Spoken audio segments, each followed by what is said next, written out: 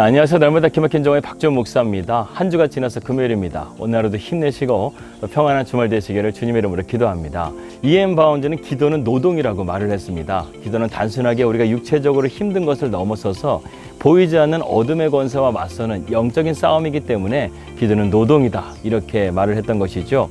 그래서 우리는 평상시에 기도의 내성을 잘 길러야 됩니다.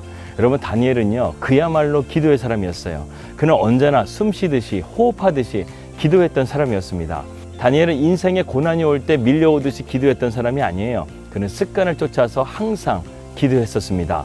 우리도 기도하는 거룩한 습관을 가짐을 통해서 주님의 영광을 나타낼 수 있는 우리 날마다 기막힌 정오 식구들 되시기를 주님의 이름으로 기도합니다. 2022년 2월 18일 날마다 기막힌 정오 시작합니다.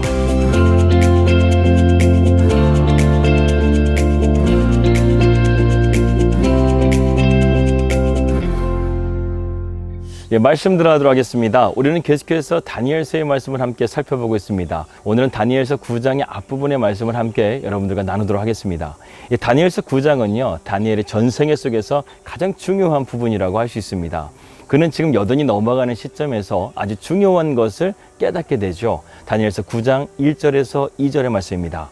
메대 족속 아하수에르의 아들 다리오가 갈대아 나라 왕으로 세움을 받던 첫 해에 곧 그 통치 원년에 나 다니엘이 책을 통해 여호와께서 말씀하신 선지자 예레미야에게 알려주신 그 연수를 깨달았나니 곧 예루살렘의 황폐함이 70년 만에 그치리라 하신 것이니라. 여기서 다니엘이 한 권의 책을 보게 됩니다. 그 책이 바로 70년 전에 예레미야가 예언했던 책이었죠. 다니엘은 포로 생활을 하면서 간절히 기도했던 것이 두 가지가 있었습니다. 그것은 바로 말씀과 기도였습니다. 이 두 가지를 빼놓고는 다니엘의 인생을 논할 수가 없었다는 것이죠. 그는 늘 말씀을 쫓아서 기도했던 사람이었습니다. 따라서 그에게 말씀이라는 것은 기도의 기초였다는 것이죠. 그는 오늘도 말씀을 보면서 기도하다가 예레미야 말씀 가운데서 그의 눈길이 멈추게 된 것입니다. 다니엘이 주목한 말씀은요, 예레미야 25장 9절에서 14절의 말씀입니다.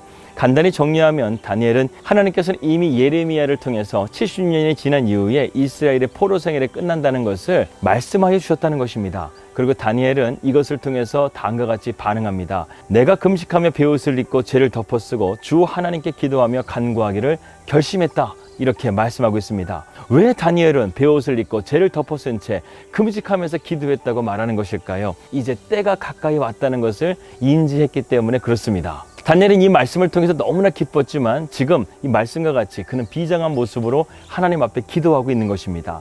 사실 다니엘이 이러한 태도로 나아간 것은 그만한 이유가 있습니다.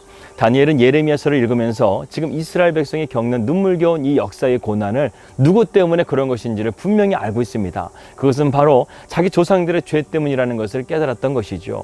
그래서 그는 또다시 이스라엘 백성들이 범죄할까 봐 노심초사하면서 금식하며 회개의 기도를 드리고 있는 것입니다. 첫 번째로 다니엘이 베옷을 입고 기도한 것에 대한 의미를 한번 살펴보겠습니다. 다니엘이 입은 베옷은요, 이 제사장이 제사를 드릴 때 땀 흘리는 것을 예방하기 위해서 입었던 옷이라고 합니다. 왜냐하면 하나님의 구원은요, 인간의 어떤 노력도 들어갈 수가 없기 때문에 그렇죠. 그것을 상징적으로 의미하는 것이 바로 베옷이라는 겁니다. 다시 말해서 다니엘은요, 하나님의 온전하신 용서하심 밖에는 우리가 구원을 받을 수 있는 것이 없다라는 것을 인정하고 하나님 앞에 지금 회개의 기도의 자리로 나가고 있다는 것이죠. 두 번째로 다니엘은 죄를 뒤집어 쓰면서 회개의 기도를 하고 있습니다.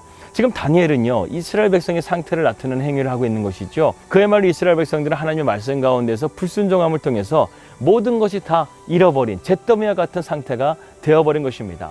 그들은 70년간의 포로 생활을 하면서 그들의 모든 것을 철저하게 다 부셔지고 마치 재처럼 되어버렸다는 것이죠. 그러나 다니엘은요, 이러한 죄라고 할지라도 하나님께 소망을 두는 자에게는 다시금 회복시켜 주시는 하나님의 은혜를 구하면서 지금 기도하고 있다는 것입니다. 끝으로 다니엘은 금식하면서 기도하고 있습니다. 여러분, 사람은요, 음식의 힘을 통해서 에너지를 내고 발산하면서 살아갈 수가 있습니다.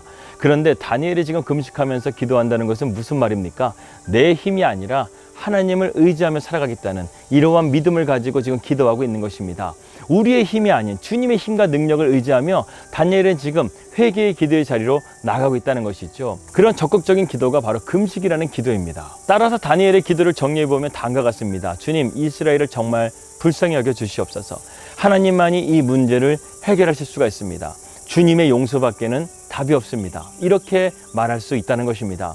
이것을 위해서 지금 다니엘은 처절하게 비장한 마음을 가지고 지금 기도하고 있는 것입니다. 사실 이러한 회개는요, 다니엘이 아니라 그의 조상들이 해야 되는 것이 맞습니다. 그러나 다니엘은요, 지금 자신이 겪고 있는 이 고통의 역사를 조상들의 탓으로 돌리지 않아요. 오히려 그 죄를 자신이 끌어안고 이스라엘 백성을 위해서 지금 간절하게 기도하고 있는 것입니다. 우리도요, 어떠한 공동체의 연약함을 지적하기보다 그러한 지체의 연약함을 같이 아파하고 자기 자신도 한번 점검해 볼 필요가 있습니다.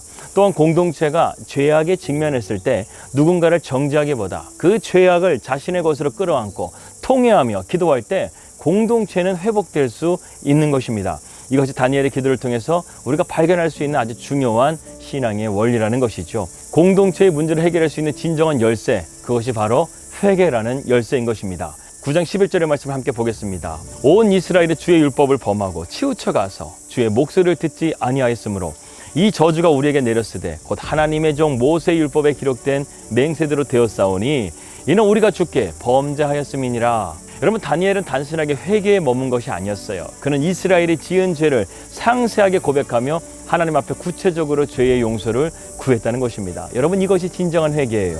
하나님의 용서는 바로 이 지점에서부터 시작된다는 것입니다. 여러분, 회개의 기도라는 것은요, 그야말로 역사하는 힘이 어마어마하게 큰 것입니다. 다니엘이 이러한 기도가 있었기 때문에 하나님은 말씀을 통해서 약속하신 대로 이스라엘 백성들을 바벨론의 압제에서 해방시켜 주시고 그들의 죄악 가운데서 구원해 주셨습니다. 다니엘은 정말 이러한 위대한 기도를 우리에게 보여주고 있는 것이죠. 그는 자신의 안위를 위해서 기도하지 않았습니다. 그는 민족의 아픔을 끌어안고 기도하는 것을 넘어서서 하나님의 영광의 자리로 나아가는 그러한 기도까지 드리고 있다는 것이죠. 9장 17절의 말씀을 함께 보겠습니다. 그러하온즉 우리 하나님이여 지금 주의 종의 기도와 간구를 들으시고 주를 위하여 주의 얼굴빛을 주의 황폐한 성소에 비춰 주시옵소서. 여러분, 예레미야 선지자는 70년 전에 이러한 하나님의 약속을 선포하고 그것을 책으로 남겼습니다. 여러분, 우리가 여기서 한 가지 생각해 볼 것이 있습니다. 예레미야 선지자는요, 이미 70년 전에 하나님의 약속을 선포하고 그것을 책으로 남겼다는 거예요. 한마디로 말해서 하나님의 약속은 어차피 이루어질 것인데 다니엘이 왜 이렇게 처절하게 하나님 앞에 기도하면서 엎드리고 있는 것일까요? 그것은 우리가 기도에 대해서 좀 더 깊이 들어가 보면 알 수 있습니다. 여러분, 기도라는 것은요, 응답에 있는 것이 아니에요. 기도는요, 하나님을 경험하는 것에 있다는 것입니다. 이것이 우리가 기도를 통해서 누릴 수 있는 가장 큰 축복이라는 거예요. 따라서 다니엘이 하나님의 약속하심을 깨달은 후에도 계속해서 기도했다는 것은요, 하나님을 경험하고 하나님을 더욱더 알아가고 그분의 깊이와 넓이와 길이와 높이를 더욱더 깨달아 알기 위함이었다는 것입니다. 그것이 다니엘이 이처럼 기도에 목숨을 건 아주 중요한 기도의 비밀인 것입니다. 여러분, 제가 오늘 여러분들에게 이 기도의 비밀을 알려드렸습니다. 기도라는 것은요, 응답이 있지 않아요. 기도라는 것은 하나님을 경험하고 하나님을 더욱더 알아가는 것에 참된 기쁨과 유익이 있다는 것을 우리가 꼭 기억하시길 바라겠습니다. 여러분, 하나님은요, 오늘도 우리가 하나님을 더욱더 알기를 원하십니다. 그리고 우리의 길을 당신께 온전히 맡겨서 하나님의 인도하심을 받기를 원하십니다. 우리의 삶이 다시금 회복되고 영광된 길로 가는 것도요, 우리가 하나님을 믿고 믿음으로 바라보며 나가는 것밖에는 없다는 것입니다. 그리고 그 방법은 기도와 말씀, 이것밖에는 없다는 것입니다. 이것을 깨닫고 날마다 기도와 말씀으로 승리하는 우리 날마다 기막힌 정오 식구들 되시기를 주 예수 그리스도 이름으로 기도합니다. 기도하겠습니다. 하나님 아버지, 감사합니다. 우리가 한 주를 지나서 오늘 금요일을 맞이합니다. 우리가 아버지 한 주간 동안 말씀과 기도로 승리하며 여기까지 왔습니다. 하나님, 우리가 이렇게 살아가는 이유는 하나님을 더욱더 깊이 경험하고 깨달아 알아서 우리의 삶 가운데 하나님의 선하신 인도하심을 받기를 원하는 것입니다. 우리의 삶 가운데 그러한 하나님의 약속의 말씀으로 붙들어 주셔서 소망이 있게 하시고 우리의 삶 가운데 참된 기쁨과 평안이 있게 하여 주시옵소서. 예수님의 이름으로 기도하였습니다. 아멘. 예, 평안한 주말 되시고요. 저는 다음 주에 찾아뵙도록 하겠습니다. 우리 믿음으로 승리합시다. 할렐루야.